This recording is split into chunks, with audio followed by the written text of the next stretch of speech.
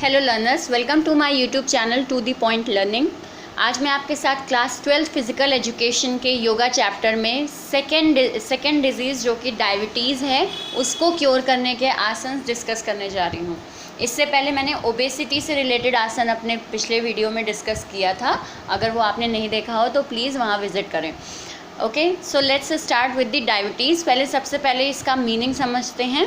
It is a disease that cause sugar to build up in our blood. जब हमारे blood में sugar level ज़्यादा हो जाता है, बढ़ जाता है, तो उसे डायबिटीज़ कहते हैं। Basically our body uses a hormone, एक हार्मोन यूज़ करती है हमारी बॉडी जिसे इंसुलिन कहा जाता है, which control our sugar level, जो कि हमारे शुगर लेवल को कंट्रोल करने का काम करती है। और जब डायबिटीज़ हो जाती है तो क्या होता है, but when body fails to produce insulin, लेकिन जब हमारी बॉडी इसी इंसुलिन को बनाना बंद कर दे, जो कि हार्मोन एक है, वो इंसुलिन बनना हमारे शरीर में बंद हो जाए या स्लो हो जाए, या फिर वो वर्क प्रॉपरली नहीं कर रहा और insulin does not work properly, then it cause diabetes. तो फिर डायबिटीज़ की शिकायत हो जाती है। So this is the meaning of diabetes. Next आते हैं, डायबिटीज़ 3 तरीके से होती है। फर्स्ट वन इज़ टाइप 1, जिसको हम कहते हैं इंसुलिन डिपेंडेंट। इसमें क्या होता है, the pancreas gland does not produce insulin. Insulin बनना ही बंद हो जाता है, हमारा जो पैनक्रियाज ग्लैंड है वो इंसुलिन बनाना ही बंद कर देता है, तो डायबिटीज़ हो जाती है। दूसरा टाइप 2, यानी कि insulin independent. After the age of 40 years cells fails to respond to insulin. 40 साल के बाद मेनली देखा जाता है कि जो लोग बूढ़े हो जाते हैं उनके शरीर में ये इंसुलिन जो है ये रिस्पॉन्ड करना बंद कर देता है, यानी कि इतना ज़्यादा एक्टिव नहीं रह जाता। ठीक, जिसके कारण लोगों का वेट बढ़ जाता है और फिज़िकल एक्टिविटीज़ भी कम हो जाती हैं। तो इन 2 कारणों की वजह से जब इंसुलिन प्रॉपर वर्क ना करे शरीर में तो डायबिटीज़ हो जाती है। तो ये मेनली एक एज फैक्टर है कि इस एज के बाद जैसे हमारी फ़िज़िकल एक्टिविटी बंद हो गई या एक्सेसिव वेट हमने गेन कर लिया तो हमारा इंसुलिन प्रॉपर वर्क नहीं करता, जिसके कारण डायबिटीज़ हो सकती है। नेक्स्ट आते हैं टाइप 3, इसको कहते हैं जेस्टेशनल डायबिटीज़। इसमें क्या होता है, when pregnant women suddenly develop a high blood sugar level without any previous history. यानी कि एक प्रेग्नेंट वुमेन का अचानक से ब्लड लेवल शुगर लेवल है उसके शरीर में वो बढ़ जाए ड्यू टू प्रेगनेंसी के दौरान बढ़ जाए, बल्कि पहले से कोई उसकी डायबिटीज़ की हिस्ट्री नहीं है, उसकी फैमिली में किसी को नहीं है, तो भी उसको ये प्रॉब्लम राइज हो जाए, तो इसको कहा जाता है जेस्टेशनल डायबिटीज़। सो ये 3 तरीके से होती है। और डायबिटीज़ का मीनिंग मैंने डिस्कस किया। ये मैंने मीनिंग वगैरह इससे डिस्कस किया बिकॉज़ अगर आप आंसर्स में जहाँ आसन पूछे हैं उसका थोड़ा सा उससे पहले डिस्क्रिप्शन अगर आप डायबिटीज़ का देंगे इन बोर्ड्स तो ये बहुत हेल्पफुल होगा, एक अच्छा इंप्रेशन रहेगा कि थोड़ा सा आप एक पैराग्राफ लिख दें डायबिटीज़ के बारे में and then you will explain the asanas, तो वो ज़्यादा बेनिफिशियल रहेगा मार्क्स गेन करने के पॉइंट ऑफ व्यू से। अब आते हैं asanas which control diabetes, control करते हैं डायबिटीज़ को। वो होते हैं भुजंगासन, पश्चिमोत्तानासन, पवन मुक्तम आसन और अर्धमत्सनासन। अब इनके बारे में 1 बाय 1 डिस्कस करते हैं। सबसे पहला है भुजंगासन। और मैं आपको पहले भी बता चुकी हूँ कि इन आसन्स के प्रोसीजर्स मैं नहीं डिस्कस करूँगी कि कैसे किए जाते हैं, बट इनके बेनिफिट्स एंड कॉन्ट्राडिकेशंस डिस्कस करूँगी। सो पहले मैं आपको दिखा देती हूँ कि भुजंगासन परफॉर्म कैसे होता है with an image. This is Bhujangasana, जिसमें आपके दोनों हाथ ज़मीन पर इस तरह रहते हैं, पैर आपका पीछे टच करता है फ्लोर को, और आप अपना ये जो एरिया है आपका शोल्डर एरिया है और प्लस हेड है, इसको ऊपर अपलिफ्ट करते हैं। दिस इज़ भुजंगासन। अब आते हैं भुजंगासन के बेनिफिट्स पे। It increase circulation of blood and oxygen which raises body temperature and boost body's metabolism that help in controlling diabetes। जब हम इस आसन को करते हैं तो हमारे शरीर में हमारा बॉडी टेम्परेचर इंक्रीज़ होता है, क्योंकि ब्लड और ऑक्सीजन लेवल इंक्रीज़ होता है, ठीक है, सर्कुलेट होना शुरू हो जाता है। जब हमारा बॉडी का टेम्परेचर इंक्रीज़ होता है तो वो हमारे शरीर में मेटाबॉलिज्म के लेवल को इंक्रीज़ करता है, और यही मेटाबॉलिज्म डायबिटीज़ कंट्रोल करने में हेल्प करता है।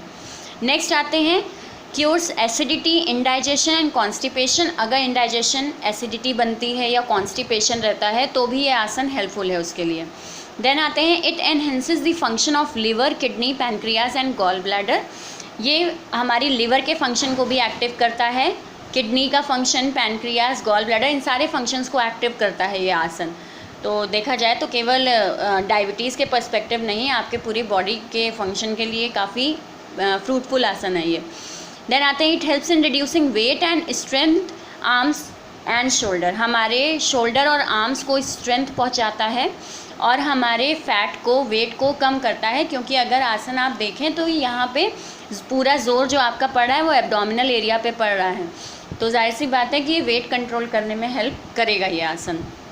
नेक्स्ट आते हैं कि कॉन्ट्राडिकेशंस, यानी किन को ये आसन नहीं करना चाहिए, किस केस में ये आसन नहीं होना चाहिए, नहीं करना चाहिए आपको।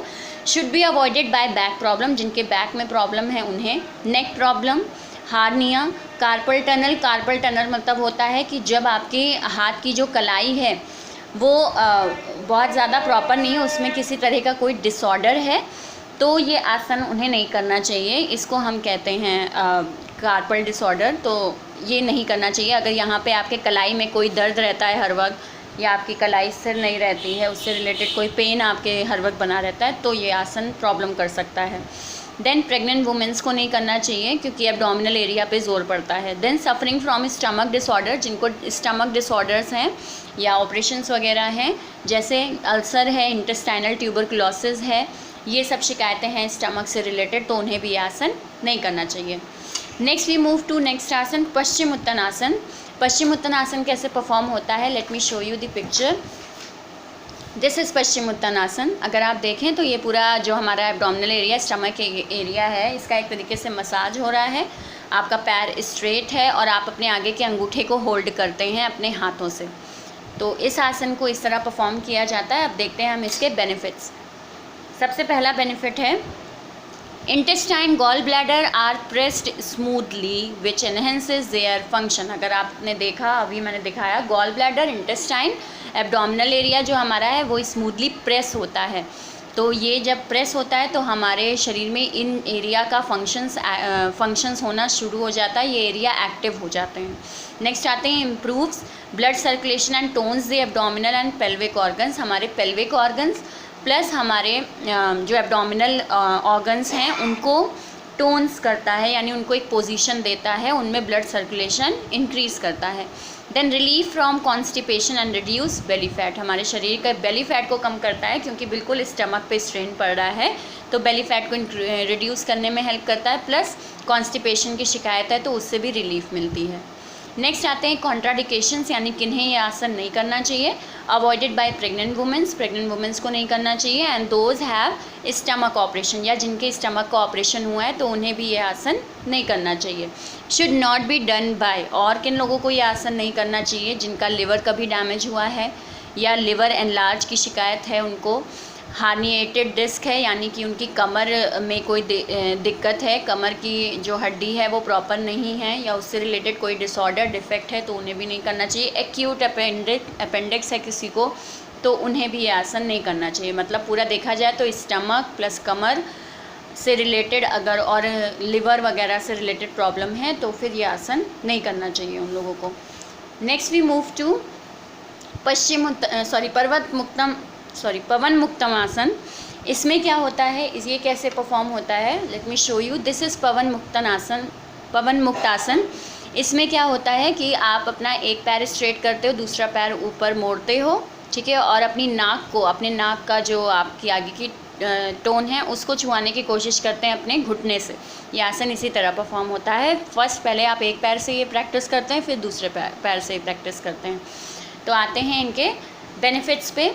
तो सबसे पहला है, trapped gases are release, digestion improved, strengthen abdominal muscles. हमारी एब्डोमिनल मसल्स को स्ट्रेंथ पहुंचाता है, क्योंकि आप खुद देखें कि पेट पर जोर पड़ रहा है आपके पैर का, ठीक। और दूसरा है डाइजेशन इम्प्रूव करता है, वो भी स्टमक का ही पार्ट हो गया। गैसेस वगैरह जो ट्रैप होती हैं वो रिलीज़ होती हैं, इसीलिए मेनली इस आसन को मॉर्निंग के टाइम करने के लिए कहा जाता है। जब आपकी बॉडी रेस्ट करके उठी है तो उस टाइम ये आसन परफॉर्म करना चाहिए, तो ज़्यादा बेनिफिशियल होता है।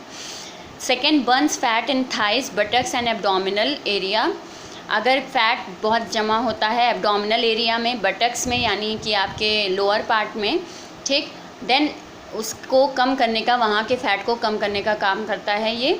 दूसरा एब्डोमिनल एरिया के भी जो भी आपका स्टमक एरिया है और स्टमक के अलावा जो आपकी कमर का जो एरिया है वहाँ फैट बहुत आपका है तो वो भी बर्न करता है।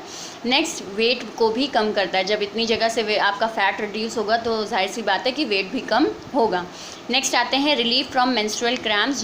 जिनको मेंस्ट्रुअल क्रैम्प्स बहुत ज़्यादा होते हैं उनको रिलीफ मिलता है इस आसन को करने पर, और जिनके बैक में बहुत ज़्यादा पेन रहता है, कमर का दर्द रहता है, उनको भी ये बेनिफिशियल है। Then increase blood circulation in hip area. आपके हिप एरिया में ब्लड सर्कुलेशन को एक्टिव करता है, क्योंकि आप बिल्कुल इसमें अपना एक पैर ऊपर करते हैं, आपका जो भी जोर पड़ता है वो आपके कमर के एरिया में ही पड़ता है इस आसन को करते वक्त, तो बिल्कुल वहाँ की ब्लड सर्कुलेशन को एक्टिव करता है।